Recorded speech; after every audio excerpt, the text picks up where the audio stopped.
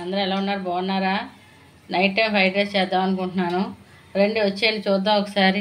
Stove మీద బాండీ పెట్టుకుని 2 పచ్చిమిరపకాయలు వేసుకుంటున్నామండి. మేము కారం తక్కువ తింటాం. ఈ రైస్కి నేను 4 eggs తీసుకుంటున్నానండి.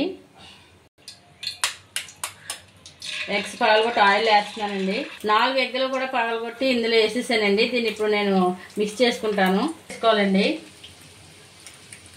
మళ్ళీ పసుపు అండి లైట్గా, కొంచెం కారం అండి.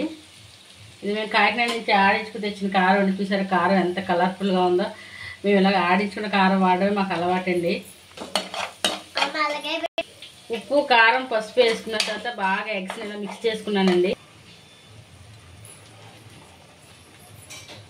ఎగ్స్కి ఎంత రైస్ అయితే పడుతుందో అంత రైస్ నేను వేసుకున్నానండి. కొంచెం లైట్గా మిరియాలు కూడా వేసుకుంటున్నానండి నేను, స్పైసీగా ఉండొద్దని. ఇలా బాగా మిరియాల పొడి అంతా మిక్స్ అయ్యే వరకు ఇలా నేను కలుపుతున్నానండి. కింద పైకి, పైది కిందకేను.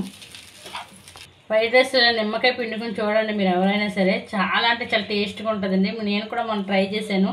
మా వారు చాలా బాగుంది అన్నారని సెకండ్ టైం చేస్తున్నానండి. చేసుకుని కొంచెం బాగా మిక్స్ చేసుకోండి.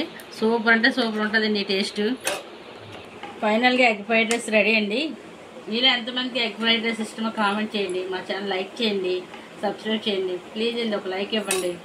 చూడండి మా పాపకి కొంచెం ఫ్రైడ్ రైస్ పెట్టాను. మా పాప టేస్ట్ ఎలా ఉందని అడుగుతున్నాను. సువర్ణ టేస్ట్ ఎలా ఉందమ్మా? మా పాప కూడా ఫ్రైడ్ రైస్ బాగా నచ్చిందండి. ఓకే థ్యాంక్స్ అండి. బాయ్ అండి.